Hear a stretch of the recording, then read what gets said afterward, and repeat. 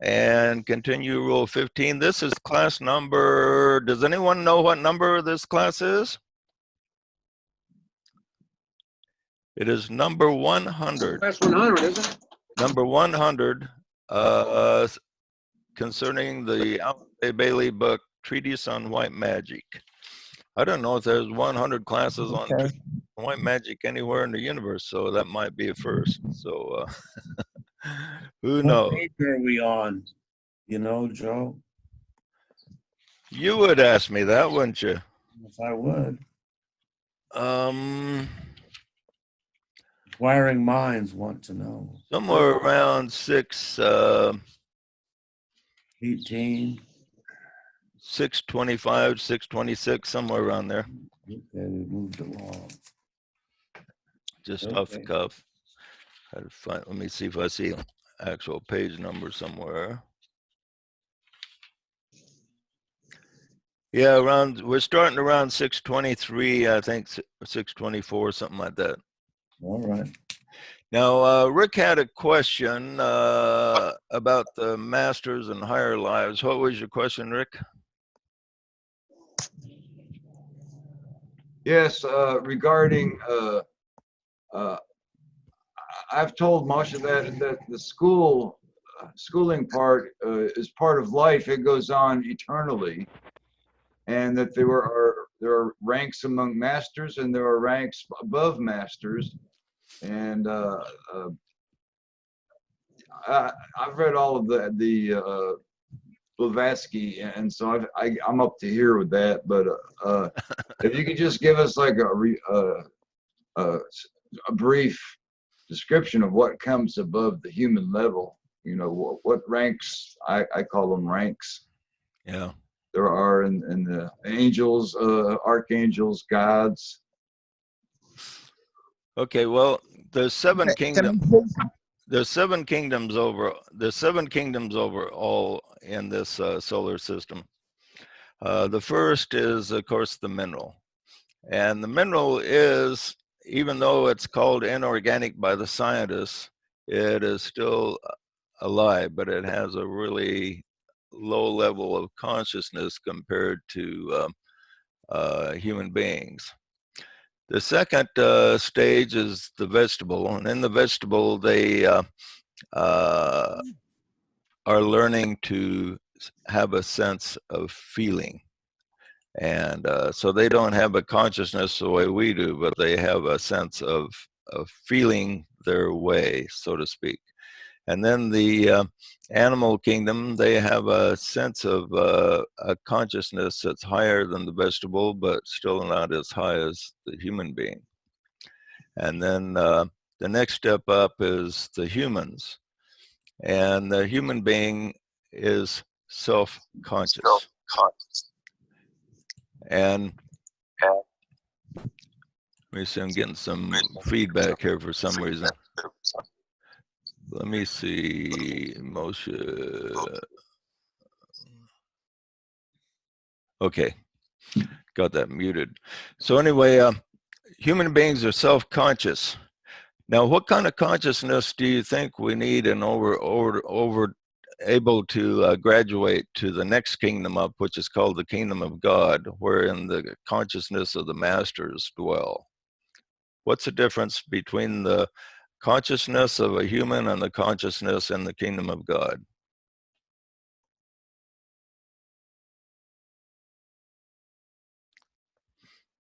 You asking that to everyone, or just? Yeah, everyone. What do you think, Curtis? All the gods have a connected consciousness.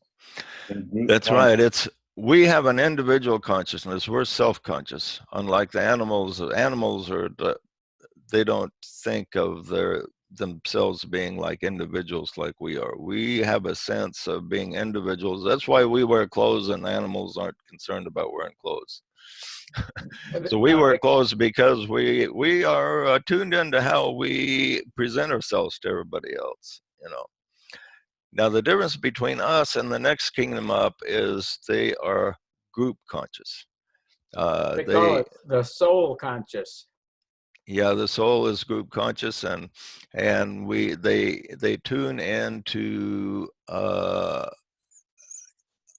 lives that are more than just individual lives, but group lives. And as they progress up from that point on, their consciousness embraces a larger ring past naught. Now, the ring past naught is a ring, the outer ring of where your consciousness is, of which it is difficult for us to see beyond. All of us has what we call a ring past naught. Even the masters do. But as you progress up the ladder, your ring past naught expands. It gets bigger and bigger and bigger. Now, once a person becomes a master, of course, there's before the person graduates from the fifth kingdom into the sixth, he goes through quite a bit of progression. First of all, there's grasping the idea and tuning into the group consciousness, and then making full use of it. And as they make greater and greater use of it, they get higher up the ladder. Now, then the next step up is to the sixth kingdom is kind of mysterious in the fact that it's a bridge kingdom. And this, what DK calls the sixth kingdom, the beginning of it is like the new group of world servers is the lower aspect of that. And then the next aspect of the sixth kingdom is what is called the Nirmanikayas. And these are very advanced masters that go between the kingdom of God and Shambhala. Shambhala is the seventh kingdom, and it's the highest here upon the planet Earth. And these people bridging the two kingdoms are called Nirmanikayas, and one of the Nirmanikayas is the Buddha, for instance. He's a very advanced being that is able to travel between the two kingdoms and take light from the Shambhala and bring it to the masters, and then the masters bring the light to humanity. And so these, once a person goes through the fifth initiation, he becomes a master, and then he goes to the sixth initiation, and there's 7 different paths that he can pick. And like, for instance, one is the path of Earth service. He can stay and serve the planet Earth. Another is he can get in training to be a planetary logos, or he can go to other training. Another path takes him to the Brotherhood on Sirius. So there's different paths that he can take once he gets to that point of graduation. But when he remains upon the earth, he remains part of the sixth kingdom. Now, the higher part of the sixth kingdom is composed of very advanced beings, and most notable among these is called the 3 Buddhas of activity. And the 3 Buddhas of activity are very advanced beings that bridge a gap between the highest kingdom here upon the earth and other solar systems such as Sirius. So they can bring down knowledge and light and help from extraplanetary sources. So these 3 Buddhas of activity are in contact with extraplanetary sources. So the sixth kingdom is composed of 3 bridge groups that bridge the kingdoms. The new group of world servers, the enlightened humans that understand the kingdom of God but aren't quite there yet, and they help their fellow brothers and sisters to make soul contact so that they can be prepared for the kingdom of God. The next step up is the Nirmanikayas, which bridge the kingdom of Shambhala, and the masters, the kingdom of God. And then the next step up is very high entities such as the three Buddhas of activity. And they are actually older souls than even Sanat Kumara.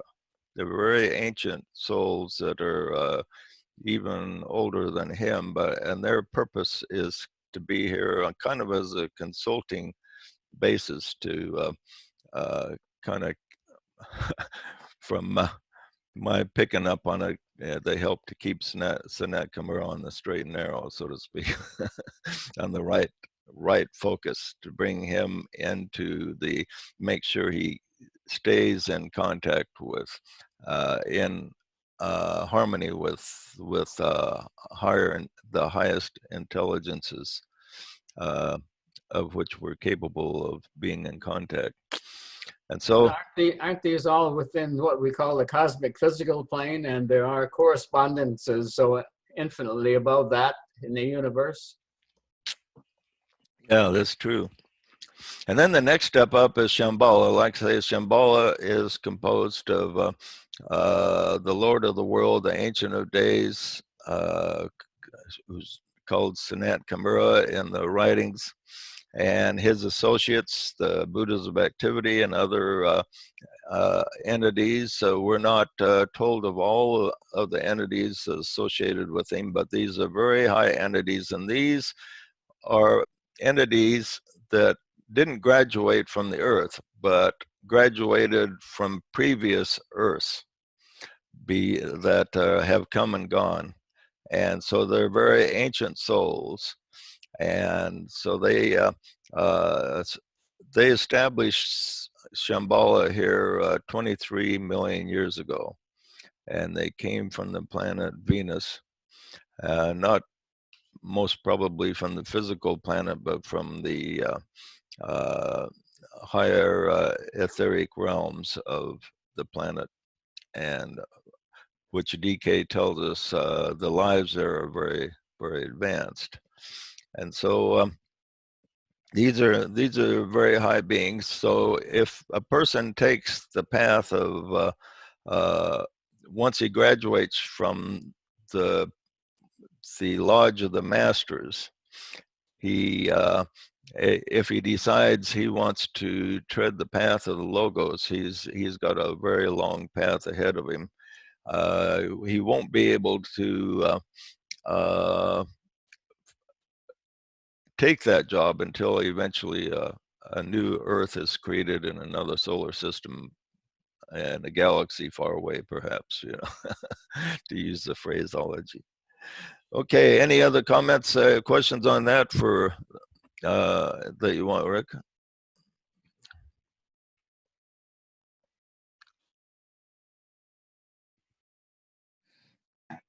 No, it's like I was telling them. It's the road goes on forever. There's just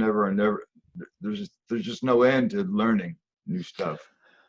Yeah, we don't know the highest life that the ancient wisdom has revealed to us is the one about whom naught can be said, and his life is so. The reason he's called that is because his consciousness is so high that we have no understanding of what it even is. Even the masters don't understand this guy, and his life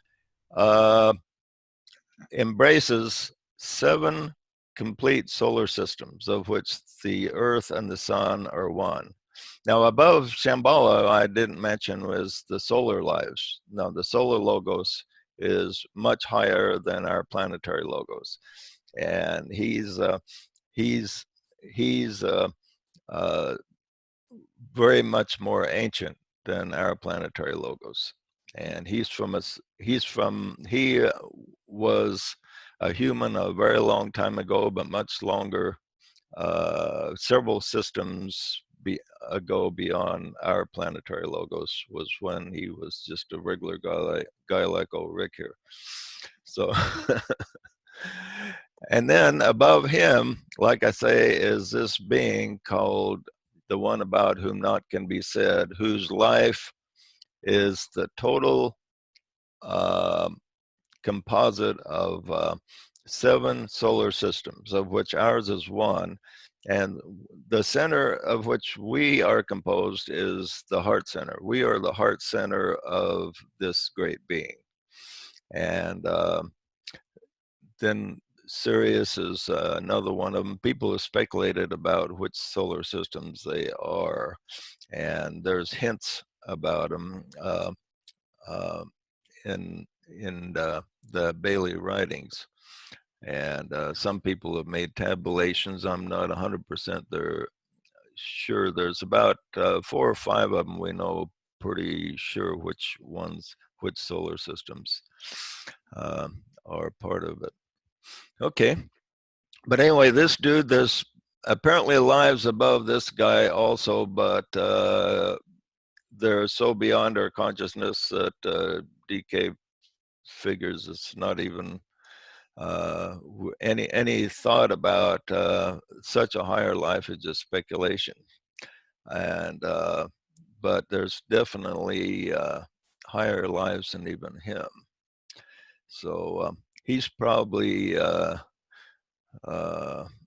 so ancient that would boggle the mind if we knew.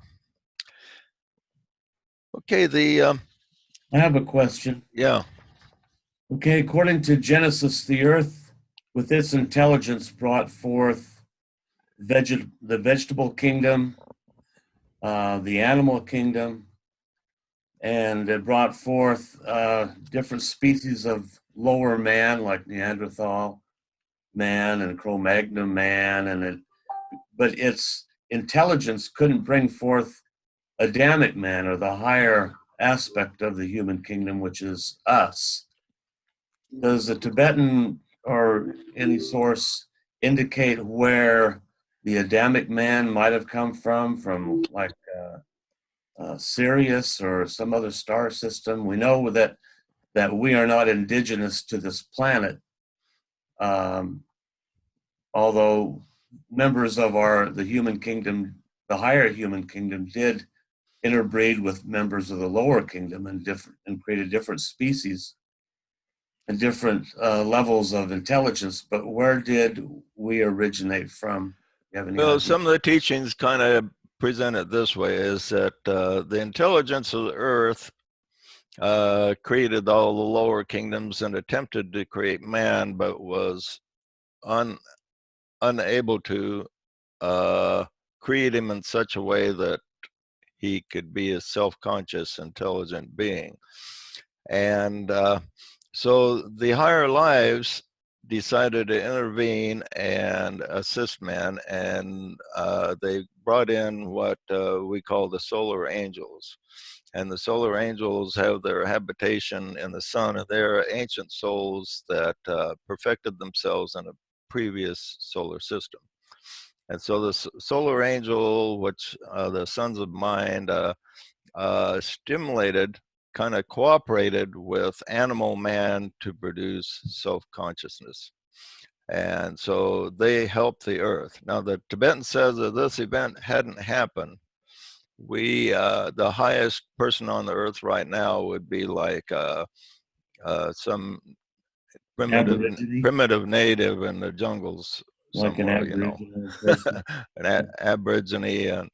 And no, Aborigines, some of them are develop pretty good intelligence, but really we'd be like primitive cavemen if that would be the highest that we would be.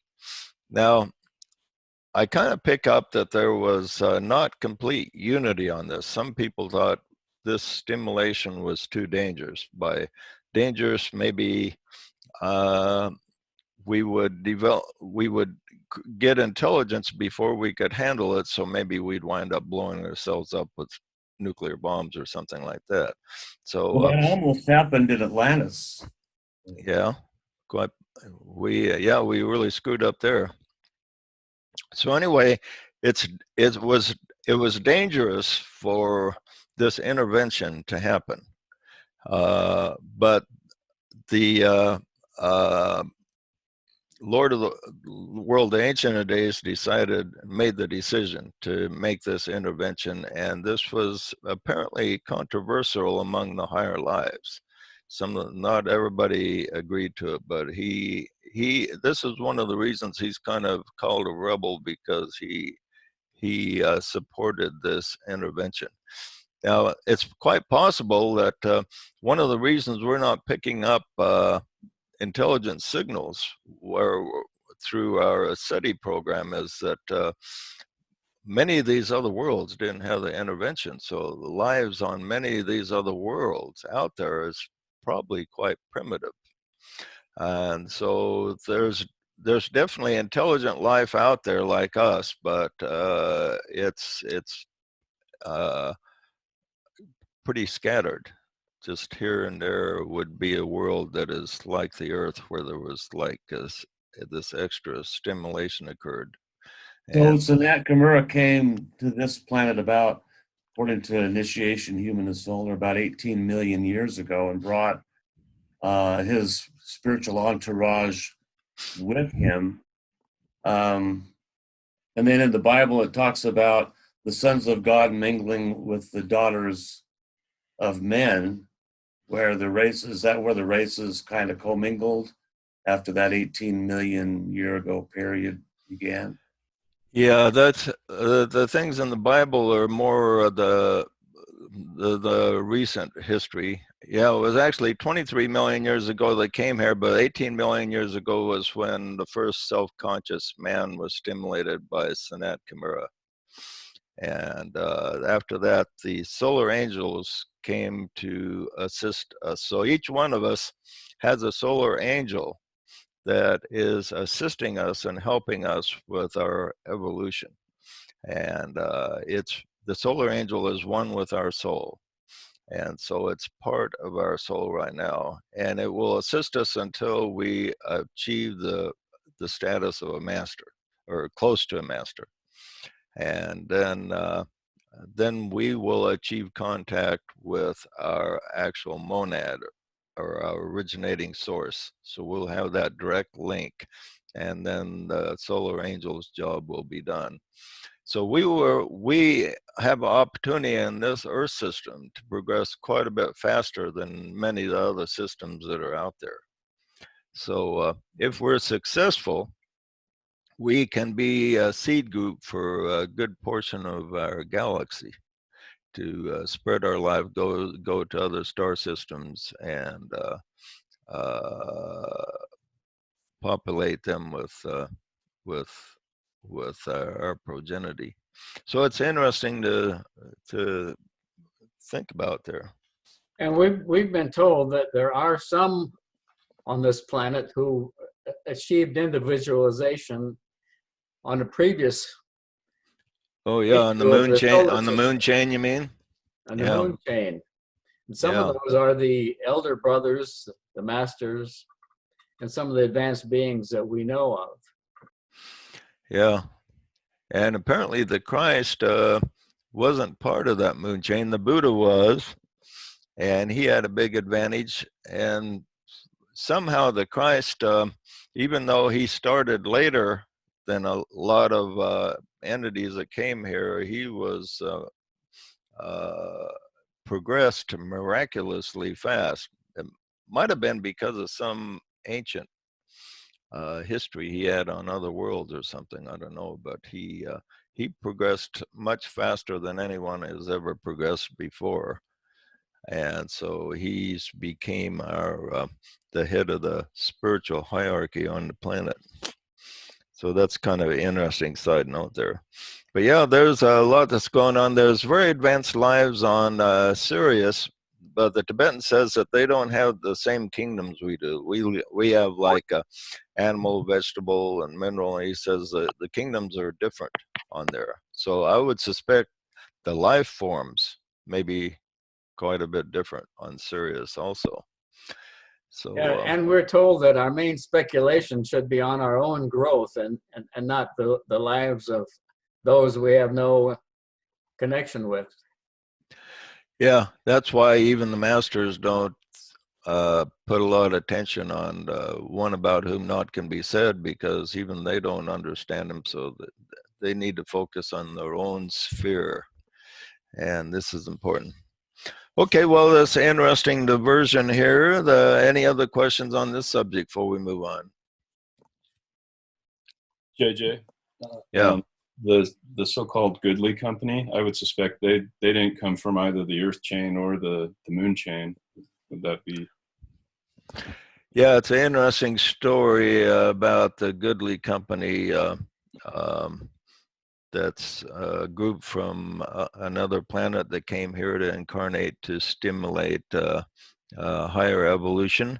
How accurate that story is, we don't know for sure, but there are beings that have definitely came here from other planets to help stimulate life here. And there's more and more people are doing regressions and writing about them, and it seems like more and more people, as time goes on, are recounting past lives on other planets, that other people from other planets are incarnating here to assist us. It's funny when you think of how big this galaxy is. This galaxy has between 2 to 400 billion star systems in it. Now think of how big that is. Now you have a lot of people say, oh, I'm channeling another galaxy. Well, we got plenty of stuff in this galaxy. You don't have to go outside this galaxy to find assistance, so to speak. But if even 1 out of 1,000 star systems have life like we do, the galaxy would be teeming with human life. So there's just looking at the scientific odds, the odds are that there's quite a number of advanced beings just in this galaxy alone, even if life like ours is not on very many, very high percentage. Doesn't have to be very high to have quite a few in a galaxy of over 200 billion star systems. Now remember, a billion is 1,000 million. Just think about 1,000 star systems.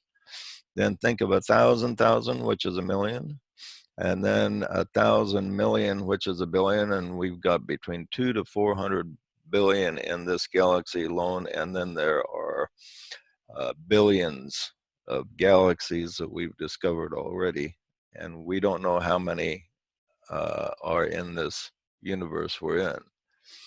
And then there's undoubtedly universes beyond this universe. So the vastness of everything is way beyond what they thought in ancient times. In ancient times, they looked at the stars and they saw lots of stars out there, and they thought that was the Milky Way, pretty much was all there was. But they were pretty impressed by the vastness.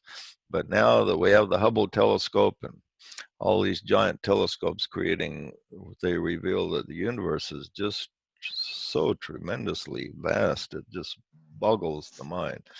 Boggles my mind whenever I look up to the stars at night and just think about it. Yeah, Curtis? The ancient Greeks, when they looked up at the night sky, they divided it into 88 constellations, and that was their image of God, was these 88 different constellations that represented the heavens, and that's how they saw it. God manifesting through the heavens was those 88 different constellations which have come down in time. And I was just going to, as a side note, one of the individuals that came from another planet with higher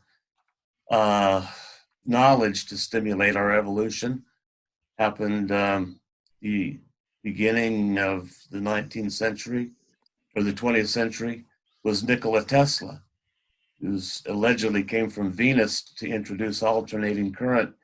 When you think about it, if he hadn't shown up, we'd be operating on direct current. We'd all have little batteries operating our yeah. You know, how long would it have taken us to to catch up to what Nikola Tesla gave us. It would A be long time, interesting. because Edison, he put all his energy behind direct current, and that was the war of the currents.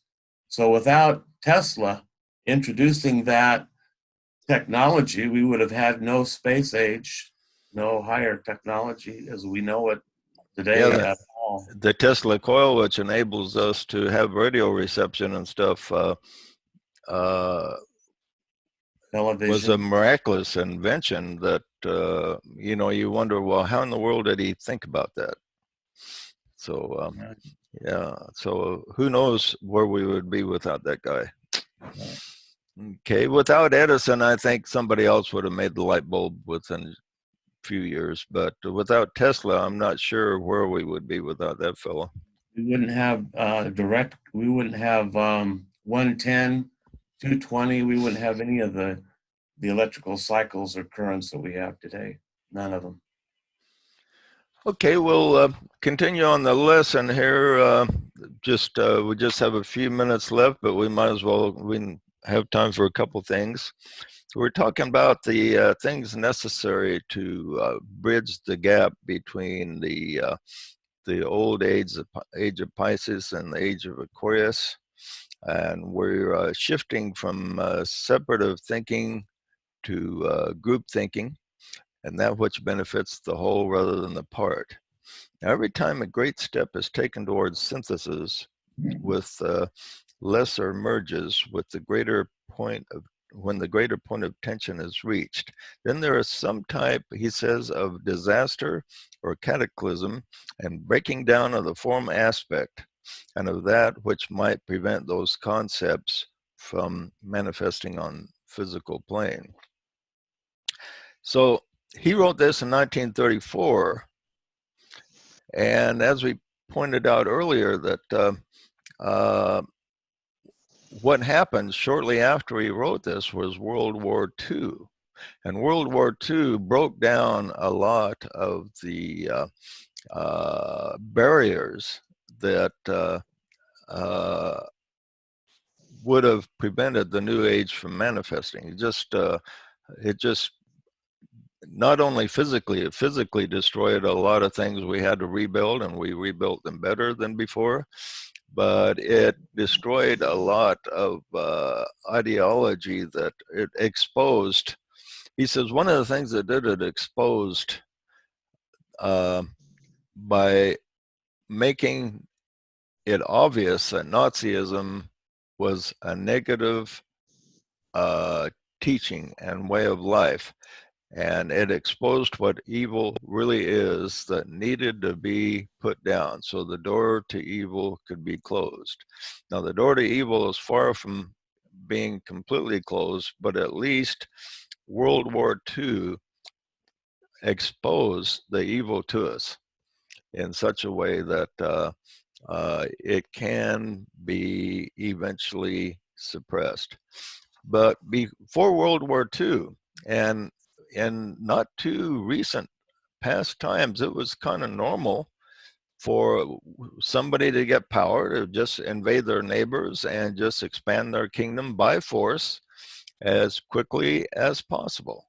I mean, we even did this. We came over here to America, and we figured we were stronger than the Indians, so we wound up dominating them, and wound up killing many of them and enslaving many of them. And this was kind of normal. This was the normal thing to do. Now, people look at the Spaniards that came and did a lot of harm, destroyed the Indian kingdoms, and think that they were particularly evil. Well, that was standard back in those days. Before, I don't know, before the 1700s in particular, before this time period, uh, it was normal for anyone with power to expand his kingdom when he saw the opportunity. So if somebody with power was next to another kingdom that he thought was weaker than him and easy to dominate, then they deserved to be conquered, and so they conquered them. And They had no consideration for the human suffering as they were conquering. Everybody wanted to be like Alexander the Great and go conquer the world. And that was just standard thinking. And what World War II made obvious to the world was that this type of just conquering everybody that you could just to get more power, that is totally the wrong approach. And humanity as a whole kind of grasps that now. And there's a number of people that are still a danger. But humanity as a whole has kind of absorbed the lesson that, yeah, it's not really good to just, if you have more power than than a neighboring country, it's not right to just go destroy their lives so you can have power over them and steal what they have and so on. So this was an important lesson. Now we're approaching another point of tension. And as we approach this point of tension, as I said last time, the DK said that if World War II hadn't happened, there would have been some type of other disaster, a plague or something that would have taken a similar number of lives. And so we've gone a long time now without a major world war, and we're reaching a point of tension. So maybe that's the lesson of this coronavirus is maybe that's why it is manifested to pave the way to remove some blockages that are there between us and the new age. Can you think of benefits that might actually come of this? What do you think that will help us to enter in the new age? Everybody looks at it and thinks it's just really terrible and destructive, which it is, especially to our economy. But after the dust settles here, what do you think? Is there going to be a benefit, something that might help us to enter into the new age? I see people all over the world that have developed more a cooperative spirit with each other. There's, it doesn't matter anymore what religion you are or what color you are, as much as it did not too many years ago. It's like people are beginning to accept and want to be to become one with each other. Yeah, how many times a day do you hear the phrase, we're all in this together? So it's producing a togetherness, spirit of cooperation, us against this particular enemy, which is uniting the consciousness of humanity in a new way. Yeah, and people are focusing more on the virus than on attacking their neighboring countries. You don't hear too much about the Israel and Palestine or Israel and the neighboring countries at each other's throat. Right now, they're focusing on their own well-being. So it's kind of distracted everybody from warlike. On the other hand, we are in a point of danger. If some nation, say, wanted to attack us, we would be at our weakest point, but they're weakened too. So hopefully nobody's thinking of attacking anyone else at this time. And that might be one of the benefits for us to realize that we're one world with a one world problem.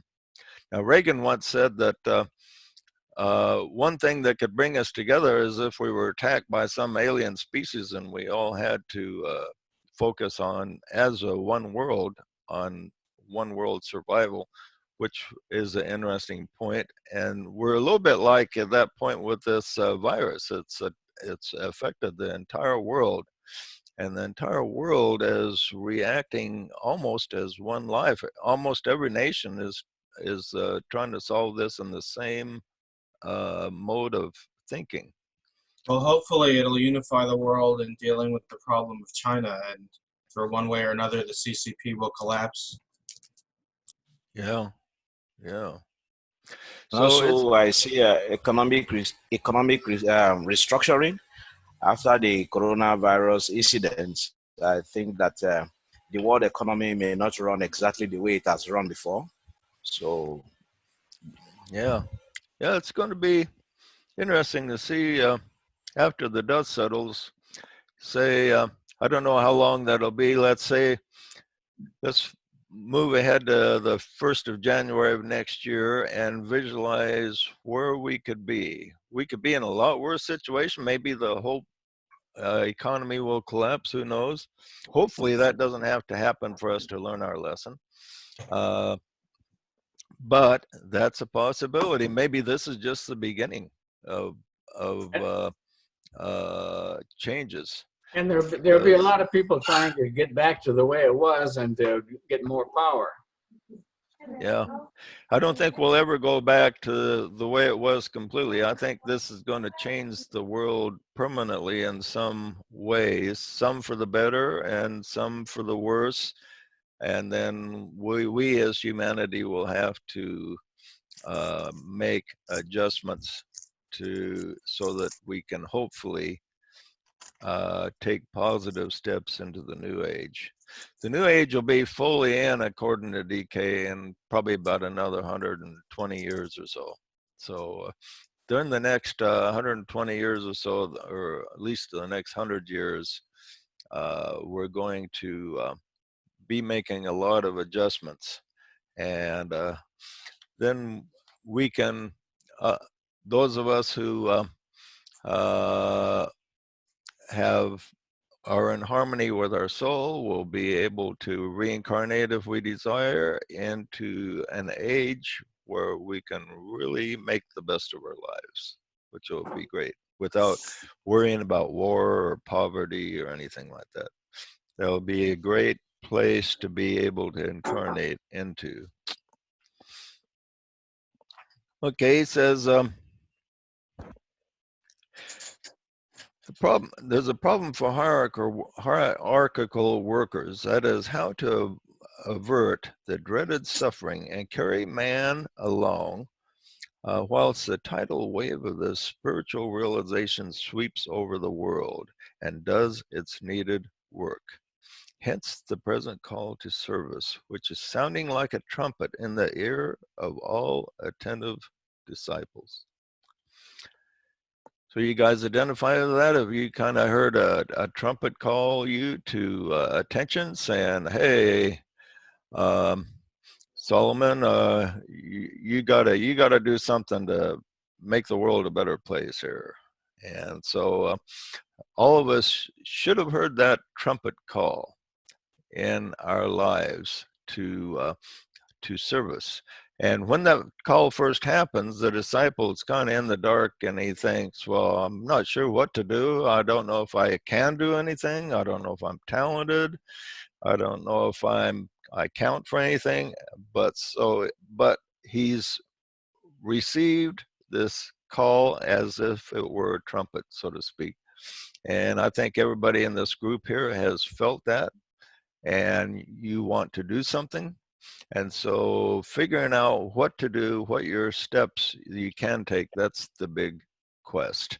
And the key is to always follow the highest you know. You follow the highest you know, and you do the best you can, and then pretty soon you will receive a clear message. It will be clear what your next step to take will be. And that next step will always be in the direction of service to something more than just the self. Okay. Yeah, when I was 16, there was a lady on the radio. I listened to her every week. She'd come on and say, "The cosmic hour is struck, beloved ones, when the ascended masters call you forth into the light." And it really resounded to me as a young man.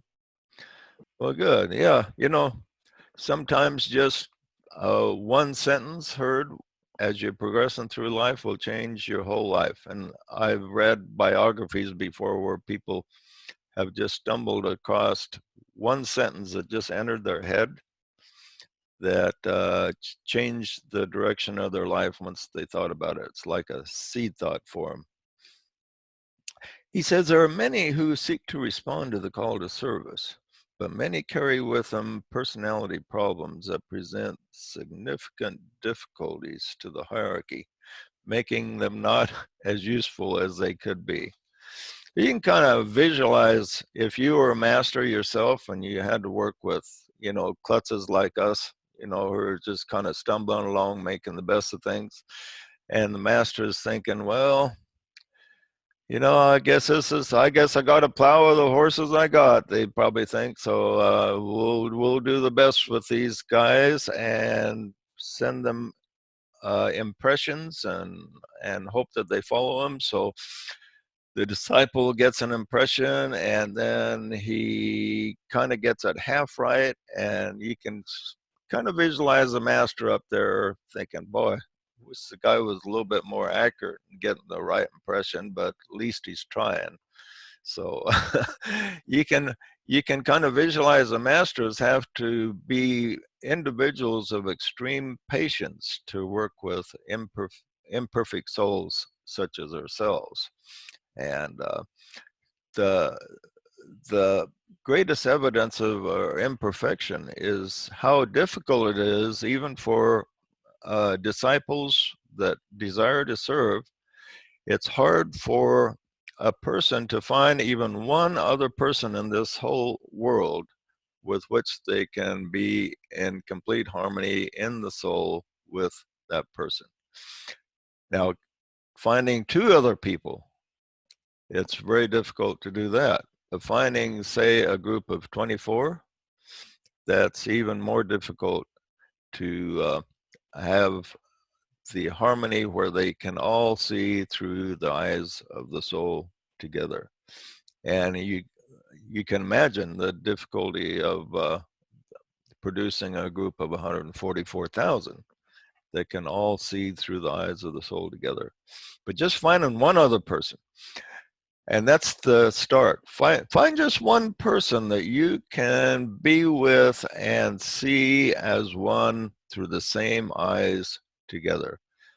That alone is a great quest. If you can find one, then you can find two. If you can find two, then you can find four. So but finding one other person that you can be one with. And we've got a good group here, and we've taken some good steps toward that oneness. And this is and a number of groups on the planet are trying to achieve that oneness. And so we're kind of in the infant stage of manifesting the kingdom of God here upon the earth. But it will come. It's germinated. The kingdom of God is germinated among mankind, and nothing can hold it back from manifesting. It's just the only thing in question is the time. How long is it going to take us? And we as disciples, what we can do is speed up the time frame so the kingdom of God will manifest a little bit quicker because of you and me. He says there are a number of dangers presented by even advanced but flawed disciples. Says the first danger is the disciple comes in contact with strong spiritual forces and may not know how to handle them. Now this happens when the centers unfold. Centers are produced of petals of energy, and each petal has a different type of energy. And as you advance, these petals unfold and release new type of energies. And as they're released, as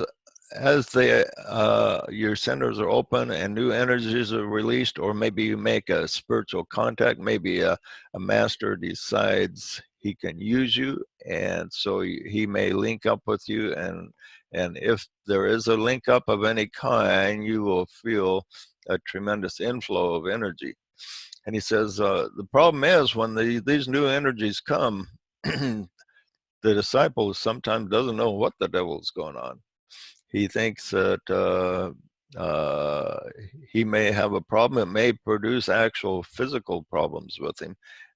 So he's not sure how to handle these energies because there's no instruction book that he has about what to do about them. So it takes him a while to adjust to these new energies. He says this is a problem. And sometimes what happens is the guy thinks he's going crazy, so he discontinues his spiritual quest sometimes.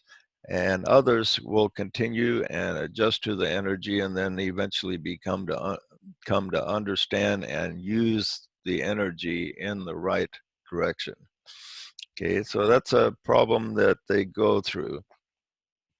Second problem is greed, adulation, praise, and criticism of his group tend to becloud his way if he's not significantly detached. He can thus follow illusionary thought forms rather than higher will. So in a group, he talks about there can be greed, there can be adulation, praise, or criticism. Probably the biggest problem in any group is criticism. Once you get working together as a group, then pretty soon somebody sees a problem with the other guy, usually not himself, but it's always the other guy that's the problem, not himself. And that's the problem. And so he makes a criticism of the guy. You're really screwing up here. You know, you need to change your ways. And the guy doesn't think he needs to change his ways. So there's friction happens there. And this is the big problem that circulates.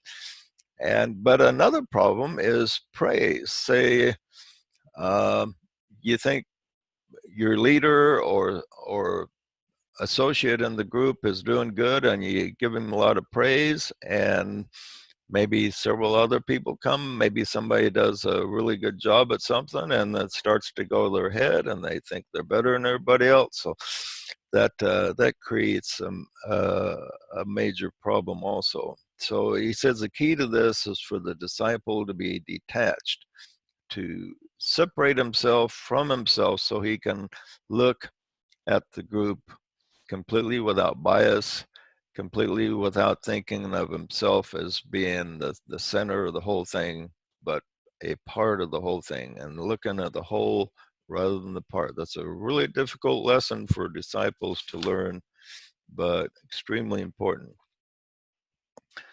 The third, he says, his latent weaknesses must emerge under the pressure of the work, and invariably he will show signs of cracking at times, if I may use such a word.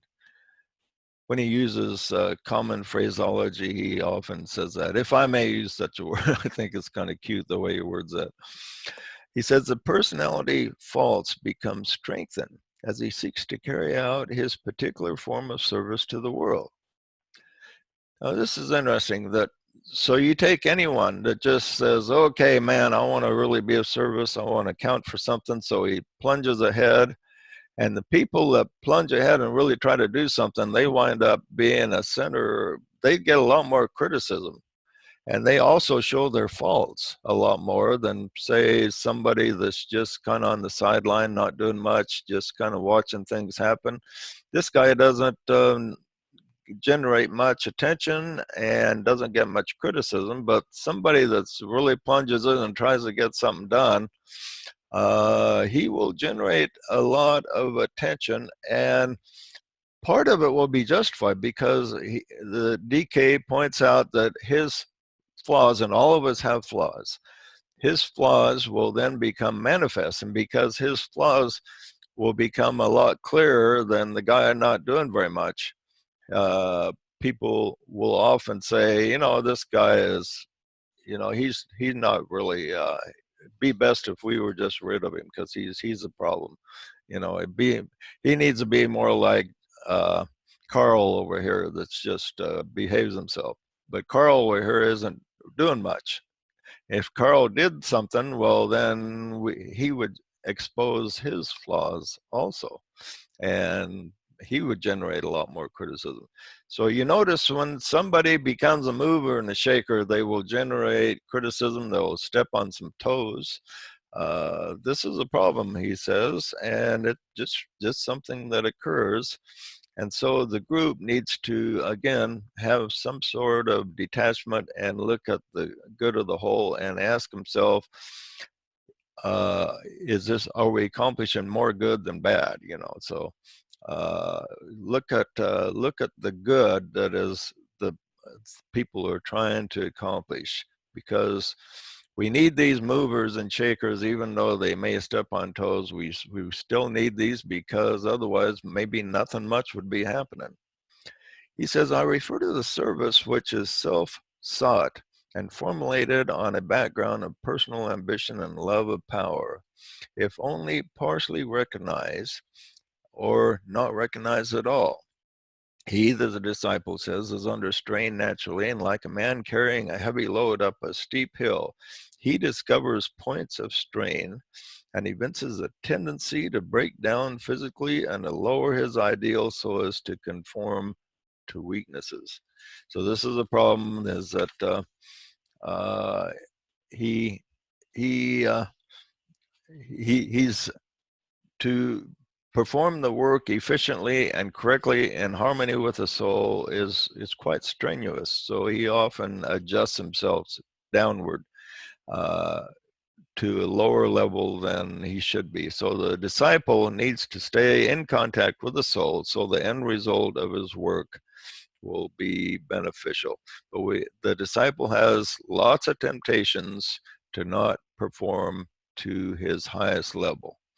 Whenever you're seeking to perform to your highest level, there'll be all kinds of things coming out of the woodwork, not only circumstances, but criticisms and sometimes even praise, to distract you from performing at your highest spiritual level. And that's where we'll basically leave it. Any comments or questions on that before we sign off? Well, every group has to have a heart center and a periphery, and everyone needs to know their function. Yeah. It reminds me of the story of all the different types of cells in a body. We're having this argument as to who was the most important cells and really controlled everything. And the brain was, oh yeah, you couldn't think without me and all that. And then the anus cells had their word and removed all doubt of who was the boss. Anus cells. Yeah, you don't think of them being that important, but every part of the body is pretty darn important. So, well, the Tibetan says in this book, Labors of Hercules, that today is probably one of the few times when there are a collective number of highly evolved cells or souls coming together to introduce the new age. He says that there are enough of us that can learn from the past and prescribe the future and move into it. And he says entering into the new Aquarian age is entering into the kingdom of heaven, because we all have to learn to join forces and work together and make a better world. And that's what he says, that's what entering into the new Aquarian age is all about, is creating heaven on earth. I thought that was interesting. Yeah, good point. And you have your class this Tuesday, right, Curtis? This Tuesday, 7 o'clock. Yeah, we'll be talking about some of the influences of the Aquarian age and some of the changes and how it's different from the Piscean age, and how to create a positive forward flow as we make this transition. Okay, well, as you move ahead, don't step on too many toes then. We have to rise to the occasion, let the chips fall where they will. We've got strong personalities like Ed and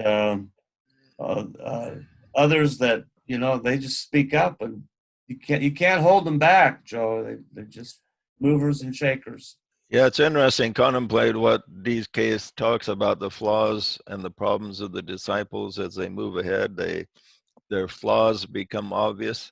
Yeah, I find that have been true in my life. The more I try to do, the more my imperfections are obvious to people.